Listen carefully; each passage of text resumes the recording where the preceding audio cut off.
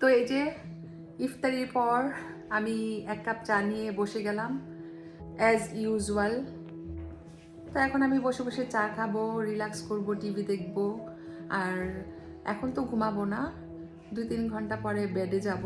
এর আগে আরও অনেক কাজ থাকবে টুকটাক, ওগুলাও করতে হবে। তো আপাতত আমি একটু রিল্যাক্স করব, এটাই হচ্ছে আমার সবচেয়ে প্রিয় মুহূর্ত। তো আমি চাটা খাই। আপনারা কে কি করছেন, কে কোথা থেকে দেখছেন আমাকে জানাবেন, আর দোয়া করবেন। সবাই ভালো থাকবেন। আল্লাহ হাফেজ। তো এখন আমি লাচ্ছা সেমাইগুলো দিয়ে দিচ্ছি। লাচ্ছা সেমাইয়ের একটা প্রবলেম হচ্ছে, আমি যখন দেই মনে হয় যেন কম হচ্ছে, আসলে কম হয় না। যখন ঠান্ডা হয়ে যায় ঘন হয়ে যায়। তো আমি একদম বেশি ঘন থকথকা করতে চাচ্ছি না, একটু লিকুইড থাকবে, বেশি ঘনও না আবার বেশি পাতলাও না। তো যে পরিমাণ লাচ্ছা সেমাই অ্যাড করেছি, I think is more than enough, আর লাগবে না।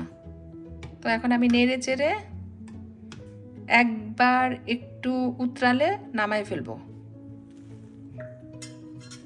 লাচ্ছা সেমাই। তো এখানে আমার লাচ্ছা সেমাই হয়ে গিয়েছে। মুরগির মাংস, ডান, আর একটা ফ্রাই প্যান বসিয়েছি, অনেক ছোট সাইজের ফ্রাই প্যান। আমার কাছে এর চেয়ে বড় সাইজের ফ্রাই প্যান নাই, মানে মিডিয়াম বিগ সাইজেরটা নাই, শুধু এই সাইজের আছে 3-4টা ফ্রাই প্যান। আর যেগুলো আছে অনেক বড় বড়, ওগুলাতে আবার ভাজা ভুজা করা যায় না।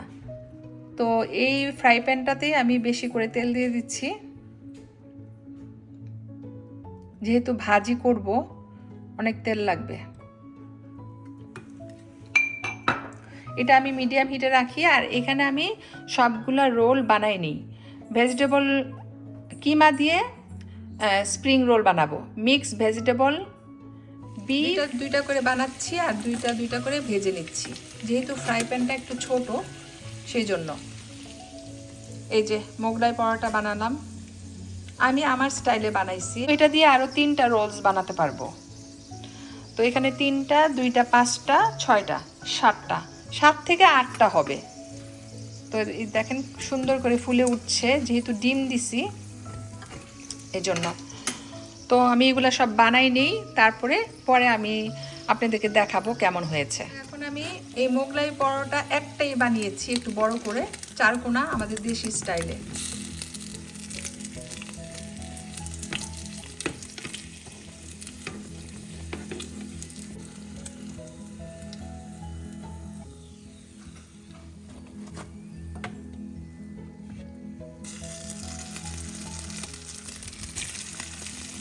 এই দুইটা হচ্ছে লাস্ট ফ্রাই, তারপরে শেষ। তো আমার সর্বশেষ ভাজা পোড়া হচ্ছে এই যে, এর থেকে সব পেঁয়াজ, কাঁচামরিচ, ধনেপাতা, গরম মশলা, তারপরে হলুদ, মরিচ, জিরা, ধনে সব কিছু দিয়ে ভালো করে মেখে রেখেছিলাম। তো এখন জাস্ট ভাজবো। এই যে একটু একটু করে নিচ্ছি, লবণ আই থিঙ্ক ঠিক আছে, আর দিয়ে দিচ্ছি তেল একটু, তো তেল ছিল না, তেলটা একটু অ্যাড করেছি। এইভাবে ছোট ছোট করে ভেজে নিব। ডালের বড়া ছোট সাইজের হলেই ভালো।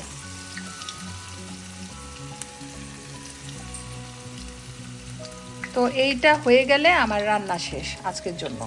তারপরে আবার ইফতারির সময় সব কিছু রেডি করে নিতে হবে, সেটা আরেকটা কাজ। বাট রান্নার যে একটা প্যারা থাকে, হেডেক, সেটা আমার এখন শেষ হয়ে যাবে। তো আমি ছোট ছোট করে বানিয়ে নিচ্ছি।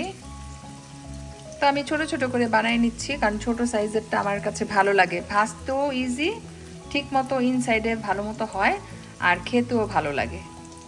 ফ্রাই প্যানটা ছোট, কিছু করার নাই, এই ছোট ফ্রাই প্যানের মধ্যেই আমি ট্রাই করছি বেশি করে ভাজতে একসাথে।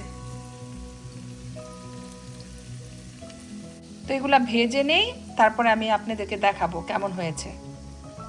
তো সবশেষে আমি এখানে মুড়ি ভেজে নিচ্ছি ফ্রাই প্যানে, ঠিক আছে? কারণ এই মুড়িগুলা অনেক আগের, নরম হয় নাই, মানে পুতায়া যায় নাই, কিন্তু তারপরও ভাবলাম যে একটু গরম করে নিই ফ্রাই প্যানে।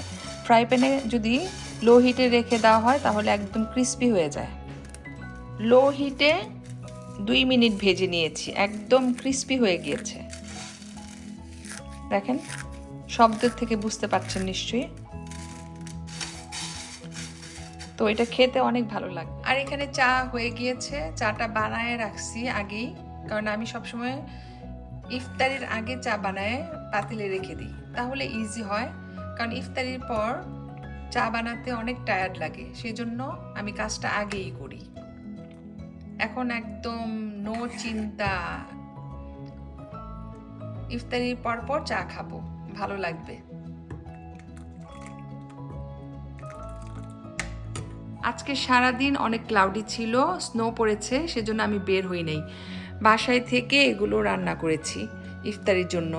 উইকেন্ড সবাই মিলে খাওয়া দাওয়া করবো, ইফতারি করব, এটাই একটা আনন্দ, মজা। এই রমজান মাসের এইটাই হচ্ছে সবচেয়ে সুন্দর পার্ট, যখন আমরা খাবার নিয়ে টেবিলে বসি। তো আজকে আমাদের 4তম রোজা গেল। এই 4তম রোজাতে আমি রান্না করেছি মুরগির মাংস আলু দিয়ে ঝোল ঝোল করে, তারপরে 2 রকমের রোলস করেছি, ভেজিটেবল রোলস, বিফ রোলস, আর একটা করেছি মোগলাই পরোটা।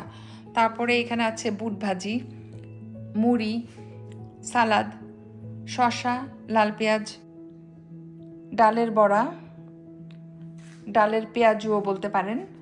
তারপরে হচ্ছে লাচ্ছা সেমাই, শরবত। তো এটা লেবুর শরবত, সাথে আমি অ্যাড করেছি জিঞ্জার এলে। তো এই হচ্ছে আমাদের আজকের ইফতারির আয়োজন।